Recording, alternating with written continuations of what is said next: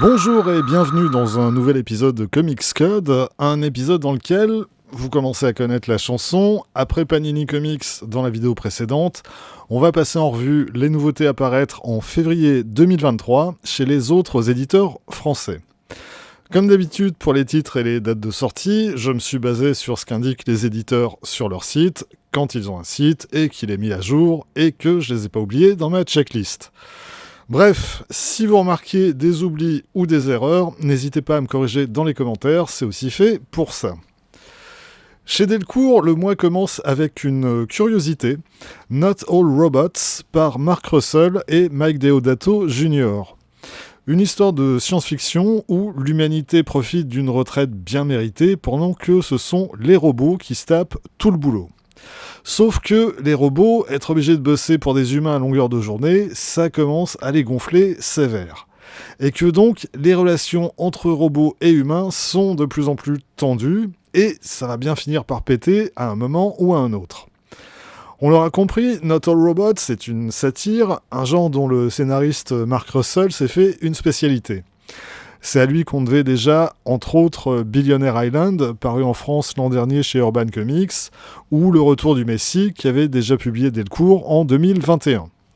Je suis pas particulièrement fan de son humour en général, mais cette fois-ci, je trouve que sa mini-série fonctionne plutôt bien. On y trouve quelques vraies bonnes idées et quelques moments vraiment drôles. Et en plus, avoir confié les dessins à Mike Deodato Jr. avec son style photographique, ça donne un résultat intéressant. Ça donne à ce monde futur un réalisme qui donne davantage de poids aux propos de Russell. Parce que, oui, on est là pour se marrer, mais les thèmes abordés dans cette histoire de science-fiction renvoient directement à tout un tas de questionnements de notre monde actuel. Et du coup, ça fait de Not All Robots une bonne surprise. Toujours dans le genre comédie, j'aurais plus de mal à conseiller l'intégrale Battle Pope de Robert Kirkman et Tony Moore, leur premier travail ensemble, il me semble, quelques années avant The Walking Dead. L'apocalypse a eu lieu, les bons chrétiens ont été accueillis au paradis, les pécheurs ont été condamnés à rester sur Terre. Et parmi ces pécheurs, il y a le pape qui va devoir troquer son goupillon contre un lance-grenade pour lutter contre les démons et qui va recevoir le renfort de Jésus. Bon, c'est rigolo 5 minutes, mais 400 et quelques pages, ça fait quand même un peu long la blague. Restons en enfer avec le tome 22 de Spawn par Todd McFarlane et Simon Kudranski. Un tome 22 qui est aussi le dernier et qui va jusqu'au numéro 250 de la série US. Delcourt fait donc ici la jonction avec sa série Spawn Renaissance qui, elle, débutait au numéro 251 et dont le tome 12 est annoncé pour le mois prochain. Continuons avec le troisième et dernier tome des 7 secrets par Tom Taylor et Daniele Di Nicuolo. J'aime bien ce que fait Tom Taylor en général, mais j'ai pas du tout accroché à cette série que j'ai abandonnée après le premier tome. Et de ce que j'en ai vu, la suite partait dans une direction qui m'attirait encore moins. Mais bon, si vous avez aimé, rendez-vous est pris pour la conclusion de cette histoire. Quant à savoir si tous les secrets seront révélés, vous verrez bien et vous me direz. Dernière sortie du mois chez Delcourt, le tome 2 de Radiant Black, la série de Kyle Higgins et Marcello Costa. Là, ça a beaucoup mieux fonctionné en ce qui me concerne, et je serai là pour cette suite. C'est certainement pas la série la plus originale sur le marché actuellement, et je trouve le style de Marcello Costa correct sans plus, mais le scénario de Kyle Higgins fonctionnait vraiment bien sur le premier tome, en enchaînant quasiment toutes les 20 pages une série de coups de théâtre et de trucs qu'on n'avait pas vu venir. Et ça donne une série assez imprévisible qui, de ce point de vue, rappelle assez Invincible à ses débuts. Et forcément, ça donne envie d'en lire davantage. Donc oui, celui-là, je l'attends avec une certaine impatience, en espérant pas être déçu. Du côté de chez Urban Comics, on avait terminé le mois de janvier avec James Tynion IV et 3 titres qu'il scénarise, Nightmare Country, Something is Killing the Children et The Department of Truth. Bon, on commence le mois de février avec le même, puisque sort le premier tome de The Nice House on the Lake. L'histoire d'un groupe d'amis plus ou moins proches qui se retrouvent dans une maison tout confort le temps d'un week-end. Sauf que, pendant le week-end en question, l'apocalypse s'abat sur le monde entier et que tout laisse à penser que ces jeunes gens sont les derniers survivants de l'humanité. Qu'est-ce qui s'est passé? Comment ont-ils survécu? Et surtout, pourquoi et grâce à quoi ou grâce à qui? Réponse au bout du 12e épisode de cette maxi-série, dont on pourra lire ici les 6 premiers épisodes, en grand format puisque The Nice House on the Lake paraît dans la collection Urban. Bon, j'ai lu les épisodes en question et j'avoue que je suis jamais vraiment entré dans cette histoire pour plein de raisons. Parce que cette histoire d'individu coincé dans cette grande baraque a un côté télé-réalité qui m'ennuie profondément, parce que je trouve les premières explications à ce qui s'est réellement passé tout sauf convaincantes, et parce que si les planches de Martinez Alvaro sont franchement très belles, elles n'aident pas vraiment à identifier aisément les différents protagonistes. Toute l'histoire se déroule dans une sorte de flou artistique qui est certes très joli, mais qui se fait au détriment de l'efficacité et de la clarté. Alors après, c'est peut-être moi qui suis juste passé complètement à côté du truc, et j'aime trop ce que fait James Tynion de Forth en général pour pas lui laisser une deuxième chance, donc je relirai probablement The Nice House on the Lake, mais pour l'instant, cette histoire me laisse plus que sceptique. Urban Comics semble vouloir mettre un scénariste ou un artiste à l'honneur chaque mois, et en février, ce sera le tour de Chip Zdarsky avec 3 titres annoncés. Le premier, c'est Batman the Night, une maxi-série en 10 épisodes, dessinée par Carmine Di Giandomenico, et qui revient sur le passé de Bruce Wayne et sur la formation qu'il a suivie avant d'enfiler le costume de Batman. C'est donc une histoire qui, à la base, part avec un triple handicap, puisqu'il s'agit de raconter une histoire de Batman, sans Gotham City, et sans les adversaires traditionnels de Batman. Quoique, sur ce dernier point, c'est pas tout à fait exact. Zdarsky a la bonne idée d'appuyer son récit sur quelques éléments introduits dans la série Batman par James Tynion de Forth et de les développer davantage. Ça donne une série intéressante qui joue avec une belle variété de protagonistes et qui propose une remise à jour des origines du personnage. À mon sens, c'est pas indispensable, mais ça se lit franchement très bien. On retrouve ensuite Zdarsky aux commandes de la série Batman, où il succède donc à Joshua Williamson, avec le tome 1 de Batman Dark City, soit les épisodes 125 à 130 de la série US. Ça commence gentiment, avec une histoire centrée sur le pingouin, et ça passe immédiatement la vitesse supérieure pour lancer Batman dans une baston très explosive face à un adversaire qui n'a objectivement aucune chance de vaincre. On a là du Batman très spectaculaire, pour pas dire bourrin, mais qui fonctionne vraiment bien, et même d'autant mieux que Jorge Jiménez est toujours au dessin, et qu'il y fait, comme toujours, des merveilles. Si vous voulez de l'action non-stop, avec tout un tas de guests dont je dirais rien, vous allez vraiment vous régaler. Par contre, ce qui m'inquiète un peu, c'est que l'affiche sur le site d'Urban annonce également au sommaire les backups parus dans Batman 125 à 127, avec Catwoman, mais pas ceux figurant dans les 3 numéros suivants, et qui pourtant développent un élément essentiel du récit principal. Alors, si effectivement ce récit figure pas au sommaire, là, à mon avis, Urban a fait une grosse erreur. Dernier album signé Chip Zdarsky, de loin le meilleur des 3 en ce qui me concerne, New Burn, dessiné par Jacob Phillips. Et avant que vous me posiez la question, oui, Jacob Phillips est bien le fils de Sean Phillips. Et j'aurais tendance à dire que ça se voit. Bon, ça se voit d'autant plus une fois qu'on le sait, mais oui, il y a des similitudes évidentes dans le trait et dans l'ambiance. New Burn est un pur polar, l'histoire d'Easton Newburn, un ancien flic qui s'est reconverti en enquêteur pour les familles du crime new-yorkaise. Et c'est le genre de type à qui on n'ose rien refuser sous peine de gros emmerdements. Chaque épisode ou presque met en scène une affaire différente, et le résultat est assez magistral, tant dans l'écriture des personnages que dans le déroulement des enquêtes elles-mêmes. C'est évidemment très noir, avec des éclats de violence réguliers et une ambiance poisseuse de bout en bout. On en reparlera plus en détail quand ça sortira, mais si vous aimez les polars d'Ed Brubaker et Sean Phillips, ne ratez New Burn sous aucun prétexte. Et puisqu'on parle de Brubaker et Phillips, la transition est toute trouvée pour évoquer le tome 2 de Sleeper, qui réunit les 12 épisodes de la saison 2 de la série, autrefois publiée par Panini. J'avoue que j'ai pas relu ça depuis sa sortie originale.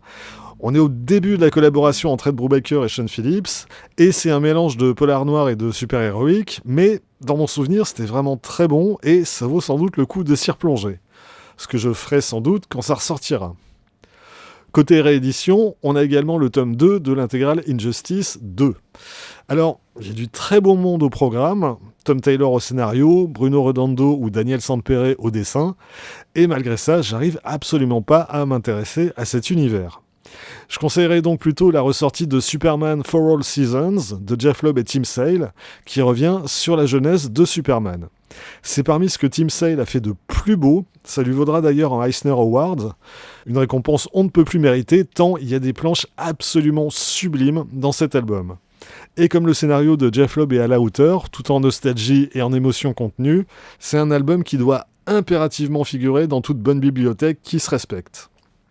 Sorti encore du tome 3 de Joe Kelly présente Justice League of America, un tome qui, pour l'essentiel, contient la maxi-série en 12 numéros Justice League Elite, dessinée par Doug Mahnke, une série dans laquelle Kelly s'inspirait beaucoup du travail de Warren Ellis sur The Authority et tentait d'injecter des personnages et une ambiance similaire dans l'univers de la Justice League. À l'époque, j'avais très vite laissé tomber, alors que j'aimais pourtant vraiment bien le travail de Joe Kelly sur la Justice League. Faudrait peut-être que je réessaye aujourd'hui, ce serait l'occasion. En DC Black Label, 2 nouveautés que j'ai pas lues mais que j'ai très envie de lire. La première, c'est Catwoman Lonely City, écrit, dessiné, ancré, mis en couleur et même lettré en VO par Cliff Chiang. Une histoire qui se passe dans une Gotham City sans Batman, sans Gordon, sans même le Joker vu qu'ils sont tous morts, et où Catwoman retrouve la liberté après 10 ans de tôle. C'est évidemment très beau, il y a juste à espérer que le scénario soit au niveau. L'autre titre Black Label, c'est Suicide Squad Blaze par Simon Spurrier et Aaron Campbell. Bon, en règle générale, la Suicide Squad moderne, je m'en cogne, mais là on retrouve aux commandes le duo qui a signé la dernière série en date Hellblazer, que Urban Comics avait publié en 2021, et qui, en ce qui me concerne, était juste la meilleure série consacrée à John Constantine. Alors, j'aurais préféré 1000 fois que DC leur donne l'opportunité de poursuivre cette série plutôt que de leur refiler la Suicide Squad, mais je désespère pas de les voir réussir à en tirer quelque chose d'intéressant. Terminons les sorties urbaines avec une bonne nouvelle, la sortie du tome 4 de Batman Detective. Je dis bonne nouvelle parce que c'est le dernier tome écrit par Mariko Tamaki qui, pour ce que j'en ai lu, aura réalisé une prestation extrêmement médiocre sur ce titre. Et donc, l'autre bonne nouvelle, c'est que on aura bientôt les épisodes suivants écrits par Ramvi, que j'ai pas lu, mais j'ai bon espoir qu'il arrive à faire mieux que sa consort. Chez les autres éditeurs, commençons par 404 Graphics, qui publie le graphic novel Salamandre, écrit et dessiné par Yann Kulbard. Kulbard, j'en ai parlé l'an dernier à l'occasion de la sortie de Everything, déjà chez 404 Graphics, qui était écrit par Christopher Cantwell. Salamandre, c'est l'histoire d'un jeune artiste qui se retrouve dans un pays où toute forme d'art est interdite. Ça fait partie des trucs que je suis très curieux de lire en février et dont on reparlera très certainement. Chez Bliss Comics, sorti de Exo Manowar, le châtiment d'Arik. Il s'agit des premiers épisodes de la toute première série, celle de 1992, qui sont publiés en France pour la première fois. C'est écrit par Jim Shooter et Steve Englehart, et le dessinateur change à peu près tous les 2 numéros. Barry Windsor-Smith signe les layouts du premier épisode. On a ensuite Sal Velluto, Mike Manley, Steve Ditko ou Mike Leake, sans oublier Joe Quesada sur le numéro 0. Bliss avait déjà sorti dans le même format les premiers épisodes de Archer et Armstrong ou de Harbinger. Est-ce qu'ils vont davantage se tourner vers cette période vu que, aux États-Unis, Valiant n'est pas encore tout à fait mort, mais ça ne saurait tarder? On verra bien. Aux éditions Paquet, sortie de String Bags de Garth Ennis et PJ Holden. Ça fait partie de la veine récit de guerre du scénariste, un registre dans lequel il fait en général des merveilles. Si vous ne les avez jamais lus, procurez-vous absolument ces War Stories. Il y a des choses vraiment extraordinaires dans ces récits. Stringbags se déroule également pendant la Seconde Guerre mondiale et met en scène les équipages de la Royal Air Force qui combattaient à bord de vieux biplans totalement dépassés face aux avions de chasse de la Luftwaffe. Et les bonnes nouvelles ne venant jamais seules, au moment où paraît Stringbags devrait se terminer le financement participatif pour Battlefields que propose Comics Initiative. Soit l'occasion de retrouver en 2 gros tomes de 320 pages chacun les mini-séries parues il y a une bonne douzaine d'années chez Dynamite. Au dessin, on retrouve PJ Holden, mais aussi Peter Snejberg, Russ Brown et Carlos Esquerra. C'est vraiment un pan à part de l'œuvre de Garth Ennis, et si vous ne connaissez pas, je vous conseille vivement de vous y intéresser. En attendant, pour revenir aux sorties de février proprement dites, Comics Initiative proposera les tomes 3 et 4 de Love and Rockets par les frères Hernandez, soit une œuvre majeure des comics indés US des années 80. Là encore, promis, on en reparlera en détail à un moment ou à un autre, mais vous pouvez y aller, c'est une œuvre unique en son genre, et il était juste inconcevable qu'elle soit pas disponible en France. Chez Delirium devrait sortir le premier tome de Granville de Brian Talbot. Pour résumer en 2 mots, Granville, c'est du steampunk animalier. Avec donc une ambiance Londres au 19e siècle, tout un tas de machines à vapeur plus ou moins improbables, et des animaux au comportement très humain. Graphiquement, c'est très différent de ce que Brian Talbot a pu faire par ailleurs. J'ai jamais lu, mais je pense que je vais m'y mettre. Terminons avec Vestron, avec pas moins de 5 nouveaux titres annoncés sur leur site. The Crow Resurrection, tome 2, soit la série originale revisitée par John J. Moff, Jamie Tolackson et Tommy Lee Edwards. Power Rangers, tome 3, par Ryan Parrott et Francesco Mortarino. Transformers War's End, une mini-série par Brian Rockley et Jack Lawrence. Transformers vs Visionaries par Magdalene Visaggio et Fico Ossio. Et enfin, G.I. Joe Maximum Action Super Special, avec des épisodes des années 80 parus à l'époque chez Marvel, écrits par Larry Hama et dessinés par je sais pas qui. Voilà, c'est tout pour aujourd'hui. En cas d'erreur ou d'oubli ou de changement de programme, n'hésitez pas à glisser un mot dans les commentaires. On se retrouve très vite pour revenir plus en détail sur certains des titres annoncés pour ce mois de février. D'ici là, vous pouvez vous abonner à cette chaîne, partager cette vidéo sur les réseaux sociaux et surtout, lire des comics. Soyez sages et à bientôt.